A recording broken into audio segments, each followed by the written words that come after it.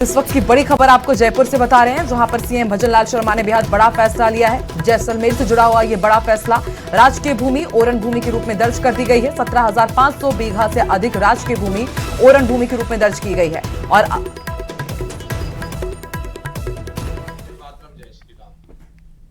जनभावनाओं के अनुरूप माननीय मुख्यमंत्री जी ने अपने प्रथम चरण में जैसलमेर की गौशाला भूमि को और उनको संरक्षण और संवर्धन करने के हेतु 17,500 बीघे को रिकॉर्ड में दर्ज करवाया। इसके लिए हृदय से साधुवाद और धन्यवाद।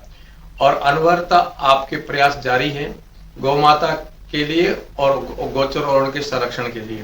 दूसरे चरण में कल ही माननीय मुख्यमंत्री जी ने 4,940 बीघे और में दर्ज करने के लिए आदेश करवाए। इसके लिए भी हृदय से साधुवाद। जनभावना के अनुरूप आप अनवरत कार्य कर रहे हैं। हमें विश्वास है कि जनता की भावना के अनुरूप समय समय पर शीघ्र ही आप गोचर और उनको रिकॉर्ड में दर्ज कराएंगे तथा जैसलमेर की जो शुद्धिकरण है, नदी नाले, कैचमेंट एरिया, तालाब, मंदिर, बावड़ी जो रिकॉर्ड में दर्ज नहीं है उनको भी कराएंगे। और जिन गांवों में गोचर नहीं है आदेशानुसार उनका आदेश करवा करके शीघ्र ही कराएंगे, ऐसा हमें आश्वस्त किया है आपने। और मुझे विश्वास है माननीय मुख्यमंत्री जी से, क्योंकि वो जमीन से जुड़े हुए हैं, गौ से जुड़े हुए हैं, पर्यावरण से जुड़े हुए हैं, इसलिए खेजड़ी के लिए, पर्यावरण के लिए, गौ माता के लिए, गोचर ओरण के लिए आपके कार्यकाल में ऐतिहासिक निर्णय हुए हैं और आगे भी होंगे। हम सब लोग आपको हृदय से साधुवाद करते हैं। आशा रखते हैं कि आप अधिक से अधिक गोचर ओरण को शीघ्र ही दर्ज करवाएंगे।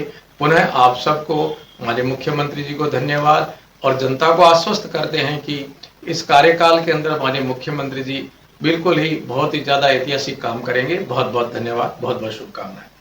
वंदे मातरम, जय श्री राम। वंदे मातरम, जय श्री राम। रोशन शर्मा संवाददाता हमारे साथ जुड़ चुके हैं। रोशन, सीएम भजनलाल शर्मा ने बड़ा फैसला लिया है, कितना ये असरदार आप इसे मान रहे हैं और अब किस तरीके से राजस्थान वासियों के लिए ये फैसला बहुत ही अच्छा साबित होगा? जी बिल्कुल, देखिए जैसलमेर के अंदर 17,500 बीघा जो भूमि है, इसे राजकीय भूमि को ओरण भूमि के रूप में राजस्व रिकॉर्ड में दर्ज किए जाने का जो है ये फैसले लिए गए। इसी कड़ी के अंदर जो है आज मुख्यमंत्री भजनलाल शर्मा ने 4,940 जो बीघा जो जमीन है वो ओरण के रूप में दर्ज करने की स्वीकृति दी। इस प्रकार अब तक कहा जा सकता है कि 22,000 से अधिक बीघा भूमि को ओरण के रूप में दर्ज करने की स्वीकृति जारी की जा चुकी है। राज्य सरकार खेजड़ी सहित हर तरह के वृक्षों के संरक्षण को लेकर ओरण भूमि के संवर्धन हेतु कहा जा सकता है कि लगातार जो है प्रयासरत है। इस संबंध में एक जो है वो बड़ा फैसला लिया गया है आज। जी शुक्रिया पूरे अपडेट के लिए रोशन।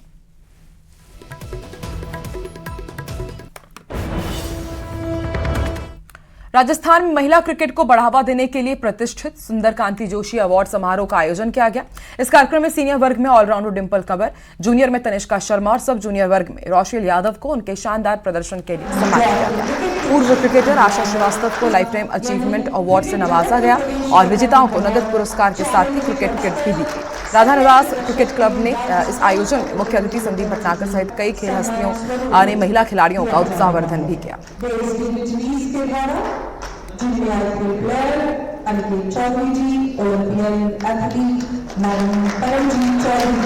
लगता है और मेरे को इंडियन टीम में खेलना है।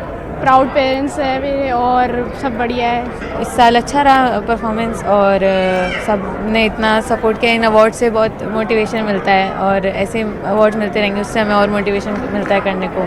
आई गेस हम लोग जितनी मेहनत करते हैं उसका अगर हमें थोड़ा भी रिवॉर्ड मिलता है तो हमें थोड़ा मोटिवेशन मिलता है कि हमें और अच्छा करके दिखाना है और वापस इस अवार्ड के लिए वापस यहाँ आना है। ये जो सुंदरकांति जोशी अवार्ड है ये हमारी मदर की याद में हम करते हैं, क्योंकि उनका बहुत ये रहता था कि उनकी जो भाषा थी ये कि छोरियों के लिए कुछ करो यार। तो उनके देहावसान की बात हमने सबने ये निष्कर्ष निकाला कि जब उनकी इच्छा थी तो हमको लड़कियों के लिए कुछ करना चाहिए। उसी कड़ी में ये अवार्ड शुरू किया गया जूनियर, सब जूनियर और सीनियर्स के लिए। राजस्थान माध्यमिक शिक्षा बोर्ड के 2026 के नतीजों में इस बार बेटियों ने शानदार प्रदर्शन करते हुए प्रदेश का मान बढ़ाया है। खास बात यह है कि पीडब्ल्यूडी के आरबीएसई वल्ला से जुड़ी छात्राओं ने अपनी अपनी कक्षाओं में टॉप करके इतिहास रच दिया है। सीकर की एक किसान की बेटी प्रियांशी सुंडा ने 10वीं में 600 में से 599 अंक हासिल किए हैं और पहला स्थान प्राप्त किया। वहीं 12वीं विज्ञान वर्ग में सीकर की ही ऋषिता ने 500 में से 499 अंक लाए और उन्होंने भी टॉप किया है।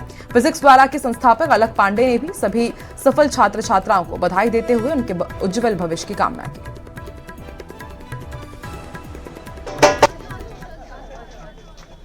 सारे टॉपर्स आ गए और मेरा नाम ऋषिता तूनवाल है और मेरे 99.80 परसेंटाइल आए हैं क्लास 12th आरबीएसई रिजल्ट में। और इसका क्रेडिट मैं मेरे माता पिता, स्कूल टीचर्स एंड आरबीएसई वाला को देना चाहूँगी, जिन्होंने मुझे सही गाइडलाइंस दी, मुझे इतना इफ़ेक्टफुल स्टडी करवाई, इतना इम्प्रूवमेंट दिया। और आगे जाके मुझे सिविल सर्विसेज करना है और इस देश के लिए कुछ करना है। एक तरफ कार्यक्रम और दूसरी तरफ प्रदर्शन और बीच में बिगड़ती कानून व्यवस्था। आखिर महिला सशक्तिकरण के नाम पर ऐसा क्या हुआ कि छात्र संगठन आमने सामने आ गए? आखिर क्यों ज्ञान के मंदिर में सियासी तापमान बढ़ गया है? ये रिपोर्ट देखते हैं।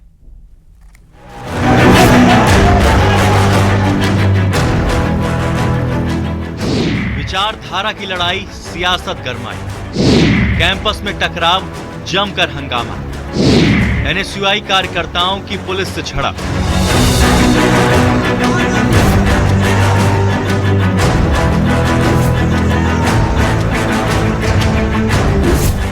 विरोध प्रदर्शन, हंगामा और नारेबाजी।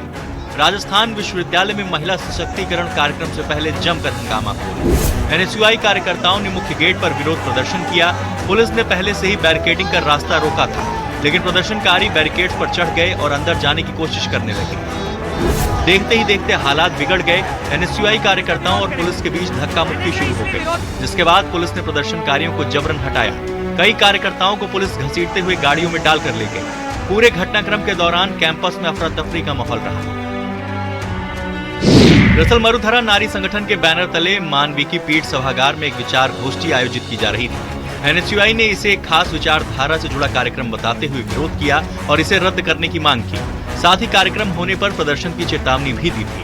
एनएसयू राजस्थान का प्रत्येक कार्यकर्ता लामबंद होकर एनएसयू के बैनर तले मजबूती से इस प्रोग्राम का विरोध कर रहा है और हम मजबूती से इस प्रोग्राम का विरोध करते हुए इस प्रोग्राम को उखाड़ फेंकने का काम करेंगे। निश्चित रूप से ये एनएसयू की जीत होगी। वहीं एबीवीपी ने एनएसयूआई के आरोपों को खारिज करते हुए कार्यक्रम का समर्थन किया और इसे महिलाओं के सम्मान और सशक्तिकरण से जुड़ा बताया।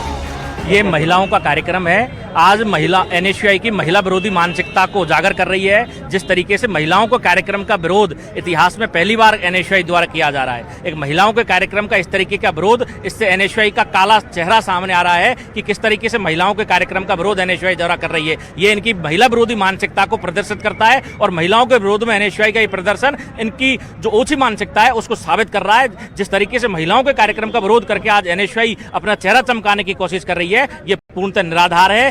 फिलहाल कैंपस में भारी पुलिस बल तैनात है, लेकिन इस घटना के बाद एक बार फिर यूनिवर्सिटी में छात्र राजनीति और विचारधारा की लड़ाई खुलकर सामने आ गई है। न्यूज़ 18 राजस्थान के लिए जयपुर से हितेश शर्मा और अरबाज अहमद की रिपोर्ट।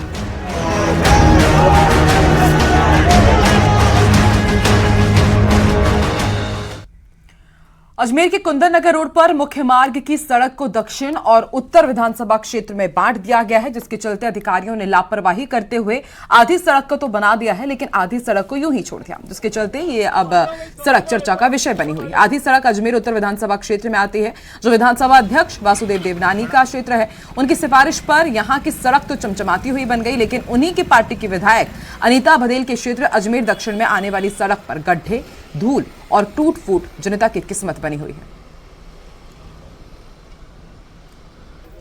जिन्होंने रोड स्वीकृत की है, आधी रोड स्वीकृत की है, ये तो जवाब वही दे पाएंगे, मेरे पास उसका कोई जवाब नहीं है।